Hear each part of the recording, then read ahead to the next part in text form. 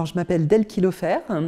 Je viens du monde plutôt du spectacle vivant. J'ai travaillé dans l'événementiel, dans le théâtre. J'ai entre autres été la traductrice officielle de la liturgie de bénédiction pour les couples de même sexe. Eric m'a contacté il y a maintenant un peu plus de 2 ans pour un projet de biographie sur Polly Murray. Et donc c'est le livre que je viens de présenter aujourd'hui au Salon du Livre Protestant. C'est Polly Murray, sainte, queer, féministe. Donc c'est quelqu'un d'absolument inconnu en France et notre projet, c'est de façon assez humble, mais nous l'espérons efficace, de présenter ce personnage très atypique au lectorat français.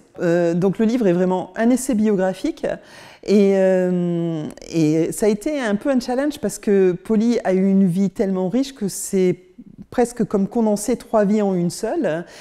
Donc elle a vécu de 1910 à 1985. Alors qu'on était en pleine ségrégation, elle va faire des études, ce qui pour une femme noire à l'époque aux États-Unis est exceptionnel. Elle va devenir avocate. Elle va dans un premier temps s'engager de façon extrêmement forte dans la lutte pour les droits civiques américains, pour justement essayer de mettre un terme à la ségrégation.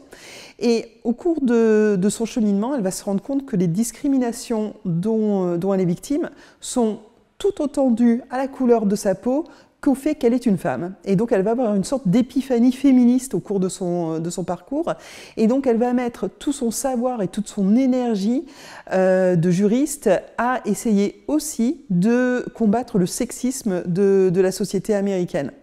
De façon, par exemple, très importante, c'est elle qui va permettre que le mot « sexe » apparaisse dans la Constitution américaine, dans la liste des critères de discrimination. C'est ce qui fait qu'une femme peut, encore aujourd'hui, aux États-Unis, dire par exemple, mon employeur me traite différemment que mes collègues masculins et donc je viens ici déposer plainte devant vous.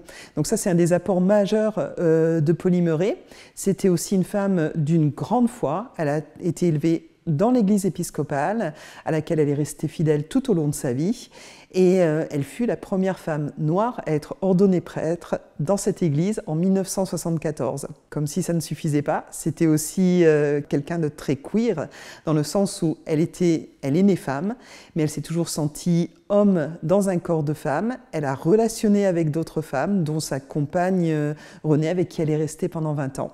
Alors, en fait, je pense que pour moi, ça a été une évidence à partir du moment où j'ai commencé à mieux connaître Polly, que j'avais envie d'écrire pour elle à plein de niveaux. D'abord parce que je viens moi-même du monde militant. J'ai longtemps été une militante LGBTQ au sein des églises, alors notamment avec la cathédrale américaine, mais aussi avec le monde associatif. Et puis j'ai aussi un engagement féministe extrêmement fort. Je m'occupe entre autres d'un festival, le We Too Festival, qui est un festival féministe et familial. Donc il y avait beaucoup des combats de Polly dans lesquels je me reconnaissais. Et puis en tant que femme lesbienne qui connaît très bien l'invisibilisation dont beaucoup de lesbiennes ont fait l'objet, ça me touchait vraiment personnellement d'essayer de mettre en lumière ce personnage et son apport en fait énorme en termes historiques aux États-Unis.